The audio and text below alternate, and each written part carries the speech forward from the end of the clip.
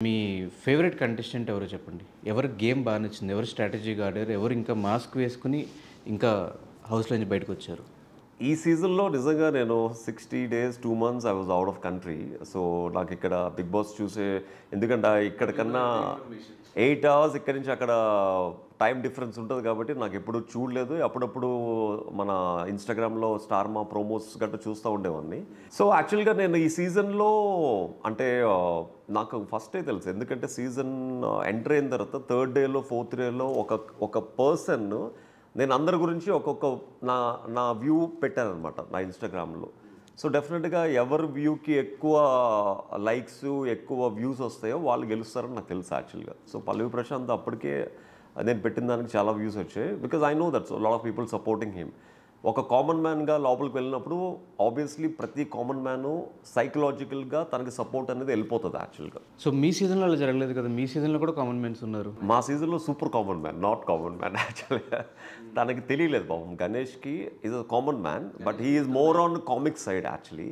తను కొంచెం సీరియస్‌గా కామన్ మ్యాన్ ఈ రైతు బిడ్డ అని ఎలా చూపించుకుని ఎలివేట్ చేసుకున్నాడో పల్లవి ప్రశాంత్. గణేష్ కామన్ మ్యాన్ అని చెప్పి కామెడీగా చేసాడే కానీ సీరియస్‌గా ఎప్పుడు ఎలివేట్ చేసుకోలేదు తన్ని. ఆ సీరియస్ ఎలివేషన్ లేక అప్పటికే మనం ఒక డిఫరెంట్ లెవెల్లోకి వెళ్ళిపోవడంతో అక్కడ ఇంకెవ్వరు ఏ కామన్ మ్యాన్ అయినా ఇక్కడి నుంచి ఈ స్టేజ్కి రావడం చాలా కష్టమైందనమాట. నటించాలి అనట్లేదు. అంటే నేను అప్పటికే జనాల దృష్టిలో చాలా పీక్ స్టేజ్లో ఉన్నాను. అప్పటికే చాలా ఇష్యూస్, నిమ్మకాయ టాస్క్, యాపిల్ టాస్క్ అన్నీ జరగడంతో సో ఇతను ఎంత ఎలివేట్ చేసుకున్నా ఈ స్టాండర్డ్కి రీచ్ అవ్వడం కష్టమైంది ఆ టైంలో. అంటే తను డెఫినెట్గా ఒక కామన్ మ్యాన్గా లోపలికి వచ్చినప్పుడు ఆపర్చునిటీని సరిగ్గా యూజ్ చేసుకోవడం తెలియలేదు తనకి. Yeah, Pallavi Prashant knows how to use it. అందుకనే లోపలికి వెళ్ళినప్పుడు కూడా ఆ మట్టిని తీసుకుని వెళ్ళడం దగ్గర నుంచి he knows everything strategically how to grab the audience. అంటే ఒక రైతుని ఏ విధంగా చేస్తే రైతులు ఆకట్టుకుంటారన్న థాట్ తనకు తెలుసు. Because of that reason he one it. ఎందుకంటే తనకు అప్పటికే తన సోషల్ మీడియాలో చాలామంది ఫ్యాన్ ఫాలోయింగ్ ఉంది కాబట్టి అప్పటికే తను ప్రతి వీడియోలో ఏడుస్తూ, ప్రతి వీడియోలో చెమ్మగిల్లిన కళ్ళతో ప్రతి ఇంటర్వ్యూ ఉంటుంది, ఆ బైట్స్ ఉంటాయి కాబట్టి అందరూ తనకి ఒక సింపతిగా కనెక్ట్ అయ్యారు. అదే సింపతి లోపలికి వెళ్ళిన తర్వాత రైతు బిడ్డ అని చెప్పేసరికి ప్రతి ఒక్కరు ట్రై చేశారు ఆ రైతు బిడ్డని బయటకు లాగడానికి. కానీ ఎవరికి తెలియలేదు హౌ టు, అంటే ఆ రైతు బిడ్డని ఎలా పోక్ చేయాలో తెలియలేదు అనమాట. ఈవెన్ అమర్దీప్ ఆల్సో ట్రై చేశాడు.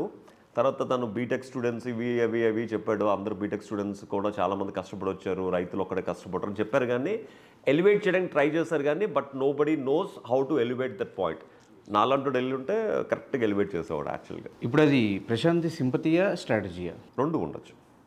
అంటే తను స్ట్రాటజీగా లోపలికి వచ్చాడో ఆ సింపతి క్రియేట్ అయింది బయట. ఇప్పుడు ప్రశాంత్ డిజర్వ్డ్ అనుకుంటున్నారు బ్రో విన్నర్‌గా? అంటే యాక్చువల్గా నేను ఎప్పుడైతే బిగ్ బాస్ స్టార్టింగ్ కంటెస్టెంట్స్ ఎవరైతే వచ్చారో ఆ ఫస్ట్ వీక్ చూడడం జరిగిందో ఐ థాట్ శివాజీ గారు విల్ విన్ యాక్చువల్లీ. బట్ తను ఏంటంటే తనకున్న ఎక్స్పీరియన్స్ కానీ, తనకున్న రాజకీయ అనుభవం కానీ ఇవన్నీ తనకి ఈజీగా గెలవచ్చు యాక్చువల్లీ తను నిజంగా తలుచుకుంటే. బట్ తను ఆడిన గేమ్ పరంగా చూస్తే తను గెలవడానికి రాలేదు, సస్టైన్ అవ్వడానికి మాత్రమే వచ్చారని అర్థమైంది లాస్ట్కి. గెలిచే విధానం ఇట్స్ నాట్ దట్, ఆడే విధానం అది కాదు. మేబీ తను లోపలికి వచ్చిన తర్వాత హీ నోస్ దట్ నాకన్నా ఇక్కడ ఫ్యాన్ బేస్ ఎక్కువ ఉన్న వాళ్ళు ఎక్కువ ఉన్నారు. సో అందరికన్నా ఎక్కువ ఫ్యాన్ బేస్ ఉన్నది, కొంచెం బయట కూడా ఎక్కువ సానుభూతి ఉన్నది పల్లవి ప్రశాంత్ అని తను తెలుసు. అండ్ ఫిజికల్గా స్ట్రాంగ్ యావరని తెలుసు. సో వీళ్ళిద్దరిని పట్టుకుంటే మనం లాస్ట్ వరకు సస్టైన్ అవ్వచ్చు అన్న ఉద్దేశంతో తను ఇద్దరిని క్లోజ్గా లాస్ట్ వరకు మూవ్ అయ్యారు. కాకపోతే నేను అనుకున్నది ఏంటంటే శివాజీ గారు లాస్ట్ ఇంకొక 2-3 వీక్స్ ఉందనగా వాళ్ళిద్దరు నెగిటివ్ పాయింట్స్ బయట పెట్టి తను బయటికి ఎలివేట్ అవుతారు యాజ్ విన్నర్గా అనుకున్నాను. బట్ మేబీ తనకి తెలియకపోవచ్చు, మేబీ తను విన్నర్గా అవ్వాలని ఇంట్రెస్ట్ ఉండకపోవచ్చు. Anything might happen. అలా చేస్తే రిలేషన్ స్పాయిల్ అయిపోతాయి. అప్పుడు మెయింటైన్ చేసుకుంటూ వచ్చిన విన్నర్ అనేవాడు రిలేషన్ కోసం లోపలికి వస్తాడా, గెలవడానికి వస్తాడా? గెలవడానికి వచ్చిన రిలేషన్ కూడా ఇంపార్టెంట్ కదా. రిలేషన్ ఎవరికి కావాలి? బయటకు వచ్చిన తర్వాత రిలేషన్స్ మహా అయితే ఒక ఫోన్ కాల్, మహా అయితే ఒక వీక్ కలవడాలు, తర్వాత అలా ఒక వీక్ 1 మంత్ అవుతుంది, 1 మంత్ 1 ఇయర్ అవుతుంది. ఒక విన్నర్గా నువ్వు లోపలికి వెళ్ళావా, రిలేషన్స్ పెట్టుకోవడానికి లోపలికి వెళ్ళావా? అది కదా main. If I want to go as a winner, every strategy is important. అంటే ఇల్లు గెలిచి రచ్చ గెలవాలి అంటారు. నేను ఇల్లు ఎప్పుడు గెలలేదు, నేను రచ్చే గెలిచాను. రచ్చ గెలిచారు. అందుకే ఈరోజు మీకు మీ చుట్టుపక్కల మీ కంటెస్టెంట్స్ ఎవరు మీకు సపోర్ట్గా లేరు అనుకోవచ్చా? బికాజ్ నాకు అలా అవసరం లేదు, వాళ్ళు ఎవరు కూడా నాకు తెలియదు బేసిక్గా. ఇప్పుడు నేను లోపల వాళ్ళతో నేను యూజువల్గా నేను ఒక సెల్ఫ్ మేడ్ పర్సన్ని. నేను బయట కూడా ఎక్కువ మందితో కలిసే వ్యక్తిని కాదు యాక్చువల్గా.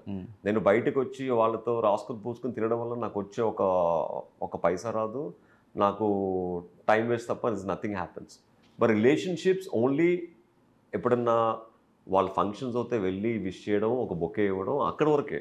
బట్ వాళ్ళతో లైఫ్ లాంగ్ మనం ట్రావెల్ చేయం కదా.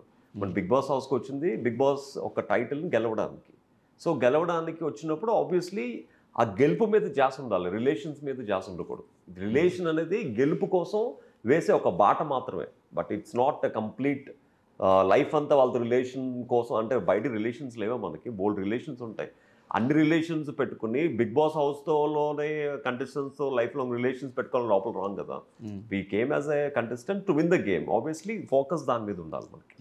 సో ఎవరెవరు టచ్లో ఉన్నారు మీ సీజన్లో మీకు ఇప్పటికీ స్టిల్? టచ్లో అంటే నేను గీతా మోదరి గారితో మాట్లాడుతూ ఉంటాను అప్పుడప్పుడు, అండ్ సామ్రాట్ అప్పుడప్పుడు కలుస్తూ ఉంటాడు, అండ్ మొన్న తేజస్వినితో ఒక షో చేస్తాం బీబీ జోడీ అని. So yeah, on and of అప్పుడప్పుడు గణేష్తో ఫోన్లో మాడతాను. ఒక్క బాబు గోగినేని తప్ప మిగతా వాళ్ళందరితో ఐ వాజ్ ఇన్ టచ్. అంటే ఫోన్లో హలో హాయ్ రోల్ అమిత్ వీళ్ళందరితో కూడా. యా, బీబీ జోడీలో కూడా రైవలరీ బాగానే కంటిన్యూ అయినట్టుంది. ఆబ్వియస్లీ అవుతుంది కదా, అది లోపల ఉన్నప్పుడు బయటకు అప్పుడప్పుడు వస్తూ ఉంటుంది యాక్చువల్గా. ఓకే, సో మీ సీజన్లో కంటెస్టెంట్స్తో పాటు హోస్ట్ని కూడా టార్గెట్ చేశారు కౌశల్ ఆర్మీ, నిజమే? అది విషయం మనకి బయటకు వచ్చిన తర్వాత తెలిసింది, మనకి లోపల ఉన్నప్పుడు మనకేం తెలియదు కదా. యాజ్ ఏ ఒక కంటెస్టెంట్గా నేను host is like my god father అన్న. ఎందుకంటే he's the one who has to give the information బయట ఏమవుతుందో. మేము అదే విధంగా చూస్తాం కానీ బయట టార్గెట్ చేసే విధంగా మాకేమీ తెలియదు యాక్చువల్గా. ఇన్ఫ్యాక్ట్ నాని గారు నాకు నా సీజన్లో చాలా హెల్ప్ చేశారు యాక్చువల్గా. సెకండ్ వీక్లో నిజంగా కౌశల్ నువ్వు నీ కోసం కాదు ప్రజల కోసం ఆడాలి, ప్రజలు నిన్ను అభిమానిస్తున్నారని ఒక్క థాట్తో మొత్తం నా గేమ్ అంతా టర్న్ చేసుకున్నాను. నాకు ఆ హోస్ట్ అనే వ్యక్తి అలా చెప్పకపోతే మేబీ నాకు తెలిసి ఉండదు కాదేమో. అంటే బయట ఏమవుతానది అదే చెప్తున్నాను. పల్లవి ప్రశాంత్ విషయంలో కూడా బయట జనాలు అనేవాళ్ళు మనకు సంబంధించిన వాళ్ళు కాదు, వాళ్ళు అభిమానులు. అంటే కొన్ని లక్షల్లో కోట్లు ఉంటారు. ఎవరో ఏదో చేస్తే నేను వీళ్ళ అభిమానం చెప్పి నేను పొడిచేస్తే నన్ను వచ్చి అరెస్ట్ చేయడానికి దట్స్ నాట్ వాల్యూ పాయింట్ కదా యాక్చువల్గా. పల్లవి ప్రశాంత్ కూడా పోలీసులు మాట డినే చేశాడని చెప్పి మాత్రమే అరెస్ట్. పోలీసుల మాట డినే చేయడం తప్పు. ఆ లాజిక్ రీజన్స్ నాకు తెలియదు కాబట్టి I'm not commenting much on the పోలీసులకి ప్రశాంత్కి మధ్య ఏమైందో. మేబీ అంత స్ట్రాంగ్గా ఉంది కాబట్టి పోలీసులు తన మీద కేసు పెట్టి అరెస్ట్ చేయడం జరిగింది. నా విషయంలో ఏంటంటే బయటకు వచ్చిన తర్వాత ఎవరెవరో ఏవేవో అన్నారన్న విషయం చూడడం తప్ప I don't know exactly what happened actually. అది లోపల ఉన్నప్పుడు ఒక్కొక్కరు ఒక్కొక్క అభిమానాన్ని ఒక్కొక్క రకంగా చూపించుకుంటారు. అది వాళ్ళ ఇష్టం, అది మనకు సంబంధం లేదా.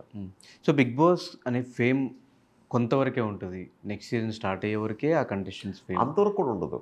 అంటే నా సీజన్లో 6 months ఉంది, బట్ మిగతా సీజన్ అన్నింటిలో 6 to 4 months, 3 months అయితే కన్ఫామ్గా ఉంటుంది.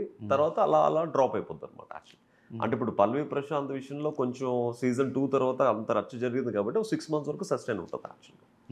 Yeah, after 6 months 7 months nobody will bother about anything actually.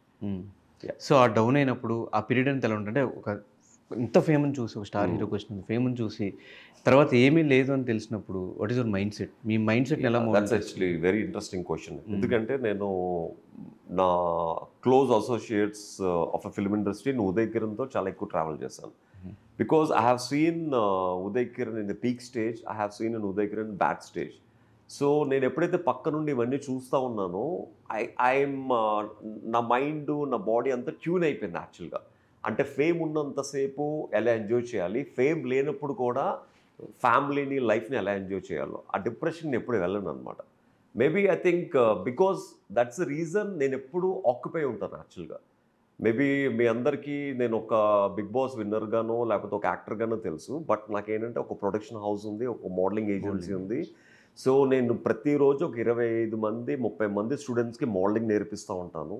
And మిగిలిన టైంలో యాడ్ ఫిల్మ్స్ చేస్తూ ఉంటాను, డైరెక్ట్ చేస్తూ ఉంటాను, ఈవెంట్స్ చేస్తూ ఉంటాను. ఒక 10 డోర్స్ ఎప్పుడు నాకు ఓపెన్ ఉంటాయి. So I'm always busy in this 10 doors.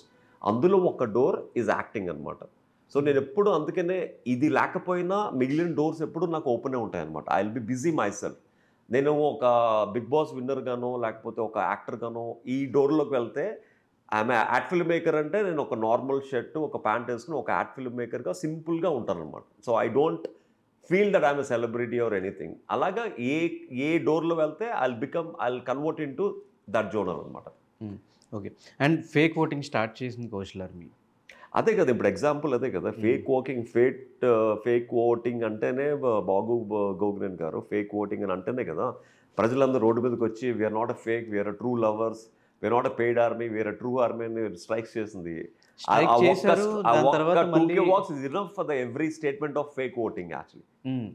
అన్ని చేశారు ఆ టైం వరకు ఓకే. మళ్ళీ తర్వాత కౌశల్ ఆర్మీ ఎక్స్పోజ్ అయింది. మీ ఆర్మీలో ఉన్న పర్సన్స్ వచ్చి టీవీ5 స్టూడియోలోకి వచ్చి అంటే ఒక పర్సన్ అభిమానించేటప్పుడు తెగలు అంటారు కదా, కొంతమంది ఒక ఊరు తెగ, కొంతమంది ఇంకో ఊరు తెగ, కొంతమంది ఇంకో గ్రూప్ ఆఫ్ ఫ్రెండ్స్, కొంతమంది ఇంకో గ్రూప్ ఆఫ్ ఫ్రెండ్స్. ఒక్క కౌశల్ అభిమానులే కౌశల్ ఆర్మీ, కౌశల్ సైన్యం, Kaushal fans, Kaushal true fans, Kaushal leader fans, ఒక 500 నుంచి 600 డిఫరెంట్ గ్రూప్స్ ఫామ్ అయ్యాయి. సో ఆబ్వియస్లీ మన ఈ గ్రూప్ని లైక్ చేస్తే ఈ గ్రూప్కి ఇష్టం ఉండదు, ఈ గ్రూప్ని పక్కన పెట్టుకుంటే ఆ గ్రూప్కి ఇష్టం ఉండదు, వీడు నా మేనేజర్గా ఉంటే వాళ్ళకి ఇష్టం ఉండదు, వీడు నాతో తిరిగితే వీడు నా కారు ఎక్కితే నన్ను ఎందుకు కారు ఎక్కించుకోవాలని ఆడికి ఫీల్ అవుతాడు. ఇవన్నీ కామన్ యాక్చువల్గా.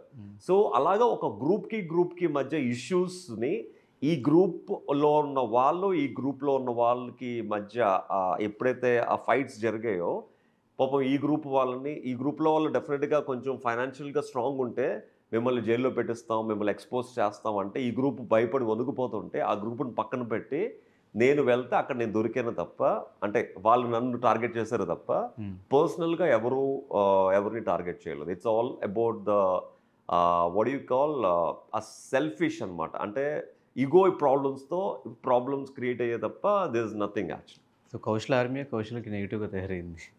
అంటే ఇట్స్ ఈగో. ఇప్పుడు నేను ఒక ఫ్యాన్ బేస్కి నేను క్లోజ్గా ఉంటే ఇంకొక ఫ్యాన్ బేస్కి కోపం, ఇంకొక ఫ్యాన్ బేస్కి క్లోజ్గా ఉంటే ఇంకొక ఫ్యాన్ బేస్కి కోపం. ఆ కోపాలు ఆ ఈగోలే మొత్తానికి వీడు మనల్ని వదిలేసి వాడిని తిరుపతి పట్టుకెళ్ళాడు, వీళ్ళు మనల్ని వదిలేసి వాళ్ళతో తిరుగుతున్నారు అన్నప్పుడు ఆబ్వియస్లీ వాళ్ళు ఏంటి మనల్ని పట్టించుకోవట్లేదు అన్నప్పుడు ఏం చేస్తారు, మనల్ని టార్గెట్ చేస్తారు. So that's what happened actually. Okay. Personal game ఏమవ్వలేదు యాక్చువల్లీ. ఒక స్ట్రైట్